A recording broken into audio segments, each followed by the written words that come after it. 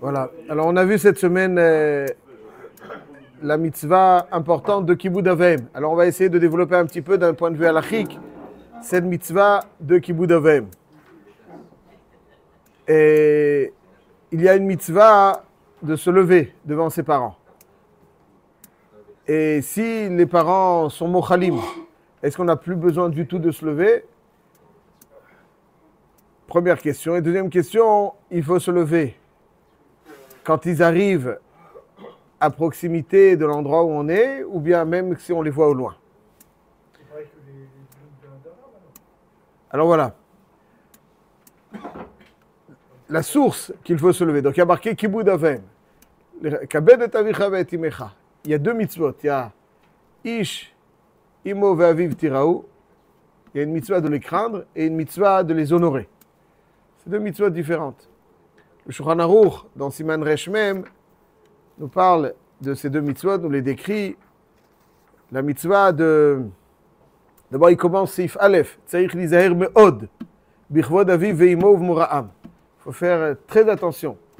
Ouais, on m'a montré des études récentes aux États-Unis où certains professeurs disent qu'ils veulent vivre jusqu'à 75 ans, pas plus. Parce qu'après, ils se sentent un poids pour leurs enfants, ils se sentent un poids pour la société qui doit les aider. Et il dit, j'ai lu un professeur qui dit que à 30 ans, un homme bien apporte sa contribution à 60 ans, c'est sa dernière contribution. Il n'a rien compris. Ben, il n'a rien compris. Professeur ou pas, j'en sais rien. Mais chez nous, à 60 ans, la vie commence. La vie commence à 60 ans. La vie commence et puis elle va que... Et puis, vraisemblablement, ils ont le sentiment d'être très seuls et de peser.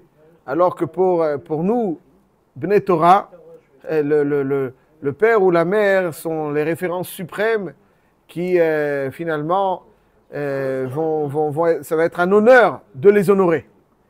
C'est un honneur de s'occuper. Je passe chaque matin à 6 heures dans les rues de Beit Vagan, et puis je vois une vieille personne qui a peut-être un âge très avancé, 90 ans, quelque chose comme ça, il a du mal à marcher, et toujours son petit-fils qui l'accompagne, il marche pas à pas, pas à pas, pas à pas, pas à pas, il a fait la tefila honnête.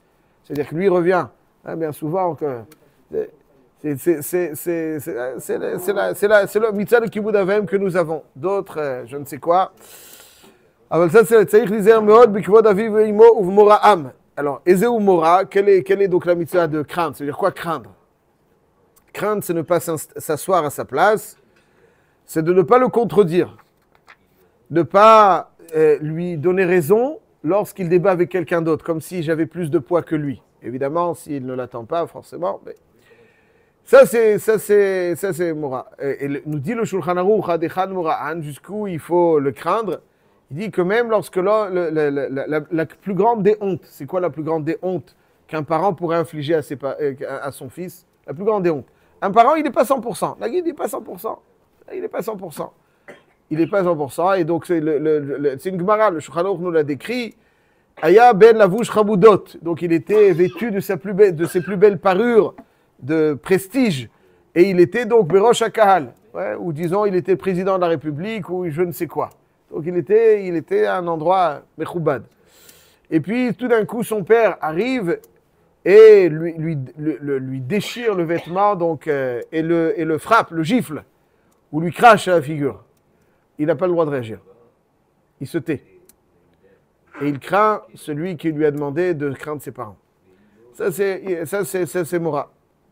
Zéou kavod, ma'achilo, mashkeu, il doit lui donner à manger, à boire, malbish, mechase, machnis ou motzi, il doit l'habiller, le couvrir, l'accompagner pour qu'il rentre, l'accompagner quand il sort, et tout cela, nous dit le Shulchan Aruch, itnenu lo, besever panim yafot, il doit lui donner avec un visage rayonnant, avec le sourire, parce que s'il fait ce qu'il faut faire, en lui faisant la tête, il dit, même si chaque jour il lui donne des oies gavées, du foie gras. Mais il le lui donne avec un visage terne, c'est pas technique, c'est-à-dire lui faire plaisir, et donc il y a aussi une mitzvah de se lever. Il y a marqué dans Siman Resh Mem Sif Zayin, Chayav la'amod mipnei aviv. V'im ahav talmid bno, kol echad mehem omed bilashia. Kol panim, donc il y a un chiyuv de se lever devant son père. Et j'ai choisi aussi ce sujet parce que il y a un passage dans Masechet Baba Kama qui nous révèle, il faut se lever. C'est-à-dire combien, comment.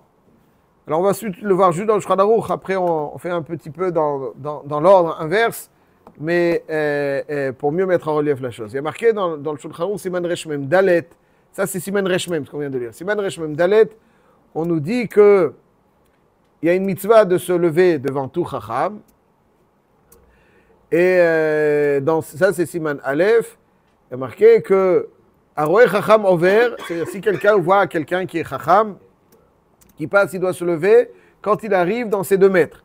Mais si c'est un rabot mouvhak, quelqu'un qui est donc mouflag bechokhma, alors il doit se lever dès qu'il le voit. Dès qu'il le voit, même s'il est très loin, dès qu'il le voit, il doit rentrer. Ça, c'est marqué dans le Shulchan Aruch. Non, on va voir pourquoi, et on va voir aussi comment est-ce qu'on doit se lever devant ses parents. C'est marqué dans la Gemara que Rav Yosef, Kiddushin Lamed Aleph Amud Bet, Rav Yosef qui avait shama, Kal Kar'a Deime, Amar Ikum Mikame Shechina Deatia. C'est Rav Yosef était non-voyant, malheureusement, et lorsqu'il entendait les pas de sa mère, il disait, il faut que je me lève devant la Shechina qui arrive. Donc, c'est-à-dire que pas simplement quand elle arrivait à proximité, mais quand il l'entendait au loin. C'est-à-dire pour lui, la perception, donc il percevait son mouvement à travers le bruit de ses pas. Il l'entendait, parce que malheureusement, il ne voyait pas. Mais la même chose, celui qui voit, alors dès qu'il le voit au loin, il doit se lever. Il doit se lever. Et pourquoi il doit se lever, même quand il voit au loin, c'est ça? Parce qu'il y a marqué dans la Gemara que la crainte qu'on doit avoir à l'égard de ses parents, c'est comme un petit peu à l'image de la crainte d'Ashrina. Il y a un Tosfot dans Baba Kama Daf Mem Aleph Amud Bet que tout le monde a étudié, ceux qui étudient Daf Yomi, marqué en l'histoire bien connue avec Shimon HaAmsoni. Shimon HaAmsoni, il était Doresh, Kol Etim Sheba Torah. Chaque et, il était Doresh. Où est-ce qu'il a arrêté? Et Hashem Elokecha Tira, Et Hashem Elokecha Tira Peresh. Voilà, il a arrêté. Après, Rabbi Akiva, il est venu, il dit Et Hashem Elokecha Tira, les rabot Talmidei Hachamim. Tosfot, là-bas, il demande, il dit pourquoi Peresh? Et Hashem Elokecha Tira. Il dit Tosfot, je connais certaines personnes qu'il faut honorer comme Hashem, qu'il faut craindre comme Hashem. Après, il a été Peresh. Et, ça vient inclure quelque chose. Qu'il faut craindre comme Hashem. Et donc, il a dit, ah non, c'est pas possible, il n'y a personne à craindre comme Hashem. Et donc, Peresh. Il a eu le courage de se retirer. Et Tosfot s'interroge, il dit, moi, j'ai des personnes qu'il faut craindre comme Hashem. Pourquoi il s'est arrêté? Il dit, il y a marqué, je vous cite Tosfot, marqué dans Perikabed Kiddushin, Darash Ne'emar, dans Daf Lamed Amud Bet. Ne'emar, Ish imo ve'aviv tiraou. ונאמר את השם אלוקיך תירא, ישבה כתוב מורא אב ואם למורא שמיים. Il y a marqué Ish imo ve'aviv tiraou, et Hashem אלוקיך תירא. Donc la Torah a fait un parallèle entre la crainte qu'on doit aux parents et la crainte qu'on doit à Hashem. Donc Shimon HaAmsoni, il aurait pu très bien être Doresh, et Hashem אלוקיך תירא, et ça inclut aussi les parents. Soit il dit, il n'était pas à l'aise pour dire, il y a déjà un pasouk, il y a déjà une juxtaposition. Et alors, encore un et pour inclure la même chose, c'était pas, on aurait pu dire qu'il y a 2 assez, il ne voulait pas dire ça. Alors, on voit en tout cas d'ici que le devoir de crainte qu'on a à l'égard d'Hachem, qu'on doit à Hachem, et ceux des parents, il est en parallèle. Et qu'est-ce qu'il est venu dire Rabbi Akiva? Rabbi Akiva a trouvé quelqu'un d'autre, à part les parents qui sont déjà cités, que le doit craindre comme Hachem, d'une certaine façon. Ouais. Les rabot Talmidei Hachamim. Et Tosfot, il dit, Vim Toma mipnei seva takum lemalit, hipok lemeacha. Il dit, maré. Pour la même raison qu'il n'a pas été Doresh pour les parents, comme c'est marqué dans le Tosfot d'avant. Pourquoi? Parce que, pourquoi il n'a pas été Doresh pour les parents? Parce que c'est déjà marqué. Quoi, craindre un Talmid Chacham aussi, c'est C'est marqué, Mipnei Seva Takum, Vadarta Pnei Zaken. Bon, c'est Kivud Mora, Aval Koim, comme ça, tout le demande. Il répond au soir, Deacha Berabo Mouvhak. C'est ce qui a marqué, Mipnei Seva Takum, Vadarta Pnei Zaken. Ça, c'est un Talmid Chacham, quel qu'il soit. Mais quand il y a Rabo Mouvhak, c'est-à-dire son maître, par excellence, il y a marqué, Mora Rabach, Pirkei Avot, Perek Dalet, Mishnah Yudbet, Mora Rabach, Kemora Shamaim. Ça, c'est Rabo Mouvhak. Ça veut dire, quand il y a marqué Mipnei Seva Takum Vadarta Pnei Zaken, c'est toute personne qui a un Talmid Chacham. Mais Mora Rabach, Kemora Shamaim, ça c'est Rabo Mouvhak, ou Berav Mouflag. Imaginons que quelqu'un n'a jamais étudié chez Rav Ovadia Yosef, quoi. Alors il veut pas. C'est la même chose. Forcément, il est. Ça, Rabo Mouflag, c'est comme Rabo Mouvhak. Rav Mouflag, c'est comme Rabo Mouflag. Donc on voit Meforash ici qu'il y a un din devant, Kemora Shamaim. Et c'est la raison pour laquelle, quand on voit le Rav, même au loin, comme c'est marqué dans le Shulchan Aruch, il faut se lever. Pas simplement quand il arrive. Siman Resh Mem, Dalet, Seif, Tête, Yud, ça veut dire que quand on le voit déjà, il faut se lever. On voit ici, et la Gemara, elle fait le parallèle. Et c'est ça qui est dans Rav Yosef. C'est que la même manière qu'on voit un Sefer Torah, un Rabo Mouflag, Rabo Mouvhak, Rav Mouflag, il faut se lever dès qu'il arrive dans notre champ de vision. Dès que les parents arrivent dans le champ de vision, aussi il faut se lever. Parce que c'est le même. Ouais, c'est le même devoir qu'on a à leur égard, comme c'est marqué. Donc, soit il ramène, c'est marqué que entre autres aussi, une autre Gemara dit Shlosha shutafin ba'adam, il y a trois associés, Akadosh Baruch Hu v'aviv ve'imo, bizman sh'adam mechabed et aviv et imo, amar Akadosh Baruch Hu ma'alirem ki'ilu darti b'neim v'chibduni. Quand quelqu'un honore ses parents, Akadosh Baruch Hu dit comme si j'avais résidé parmi eux et qu'il m'avait offert donc le kavod. Parce que quelque part, c'est les associés d'Hachem. Donc si les associés d'Hachem, en leur exprimant mon kavod, j'exprime mon kavod à l'association. J'exprime mon kavod à Hachem. Donc de la même façon que il y a un din de se lever, donc dès qu'on voit un Talmid Chacham ou dès qu'on va se faire Torah. C'est faire Torah, c'est la même chose. Il y a aussi un din devant ses parents. Et ça, c'est donc le chiyuv de kabed et avicha vet imecha. Maintenant, si les parents ils sont mochalim, ils pardonnent. Quoi on n'a pas besoin de se lever du tout. C'est pas vrai. Même ça, il faut quand même faire un petit geste. Même si on ne se lève pas de tout son long, il faut se lever comme ça. Maintenant, les parents sont gênés, les enfants sont gênés aussi de se lever devant les parents. C'est un gros problème, très gros, immense problème, parce qu'on a perdu le sens de la hiérarchie, le sens du respect. Ouais, je dis toujours, on ne respecte pas les parents pour leur faire un petit kiff, c'est pour nous qu'on les respecte. C'est pas pour leur faire un kiff. Tiens, un petit gâteau, non, je me lève, je te fais un petit kiff. Je te donne des honneurs. C'est pas ça. C'est pour toi, c'est pour nous qu'on doit les honorer. Parce que quand on les honore, ils sont respectables et on s'inspire d'eux. Ça, c'est donc le Yisod, c'est pas pour eux. Il y a marqué que même si le père est non-voyant, les parents sont non-voyants, ils ne voient pas qu'on se lève devant eux. Il faut qu'on se lève.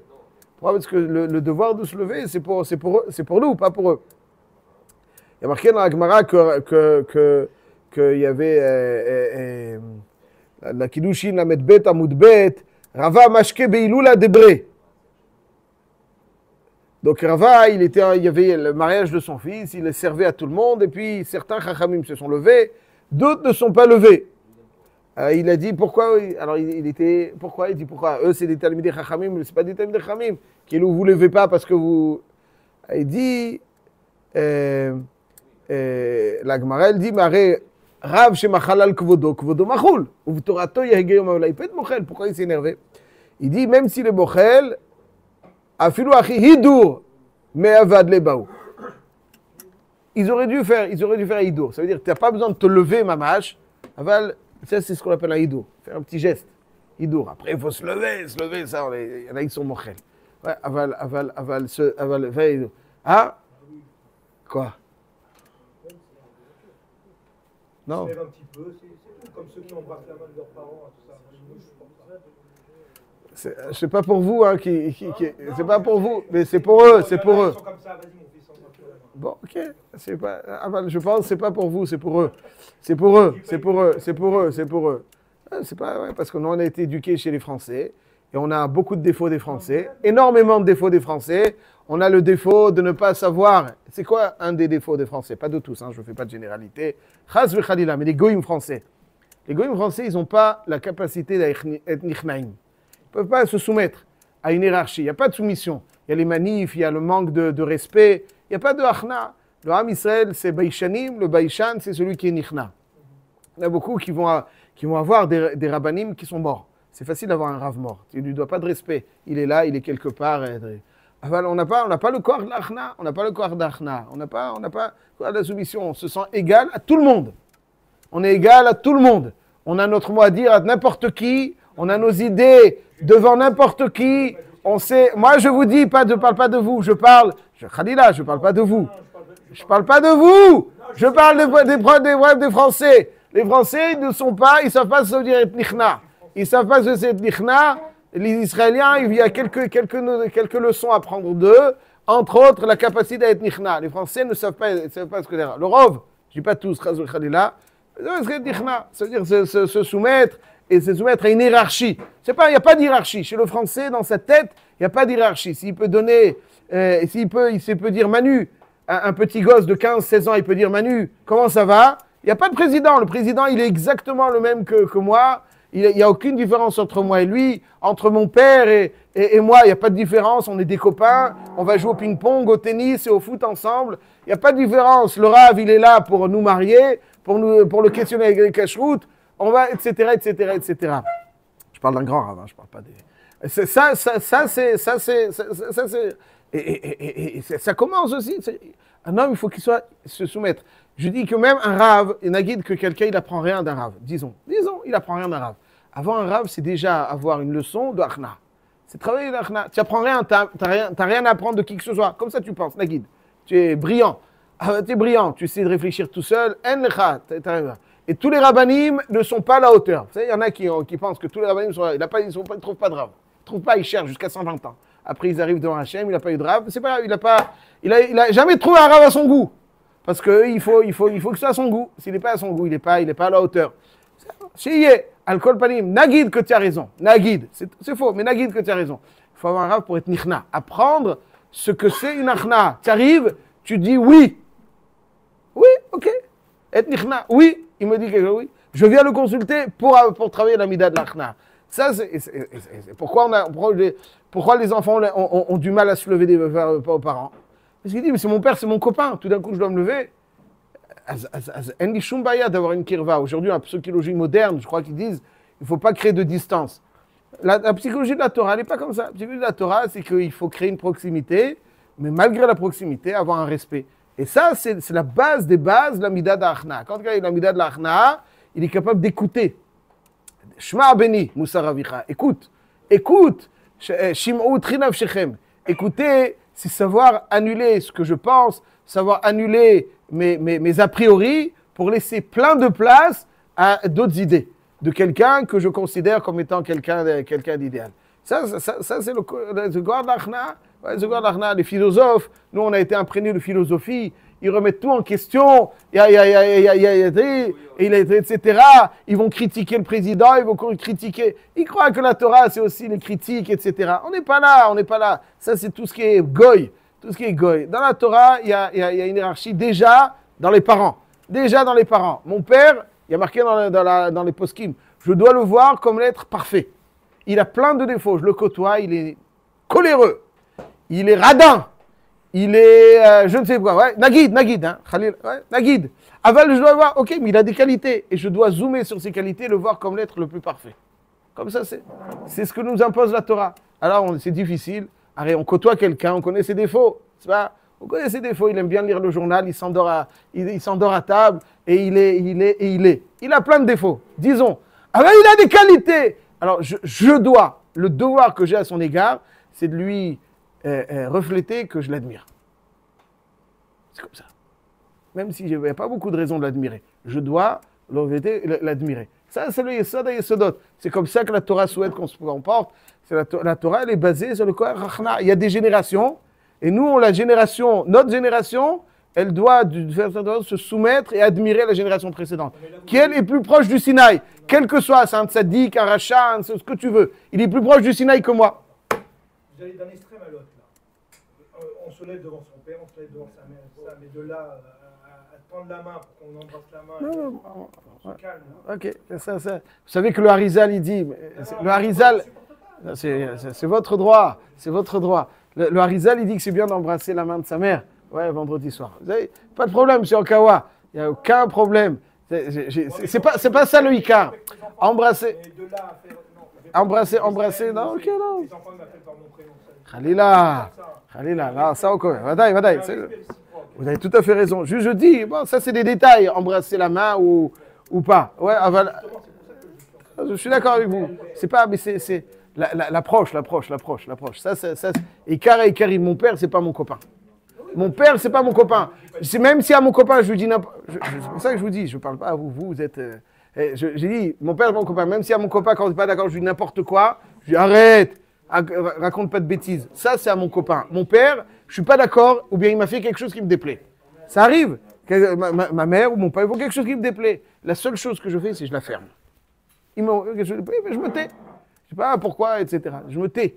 Ça, c'est la mitzvah de Mora. Je me tais. Il a fait quelque chose qui me déplaît. Il a fait quelque chose, il m'a dit quelque chose, il a raconté quelque chose sur moi qui me déplaît. Il a dit à ma femme quelque chose qui me déplaît. Je la ferme. Je me tais. Ça, c'est la mitzvah de Mora. Hazak ou Baruch.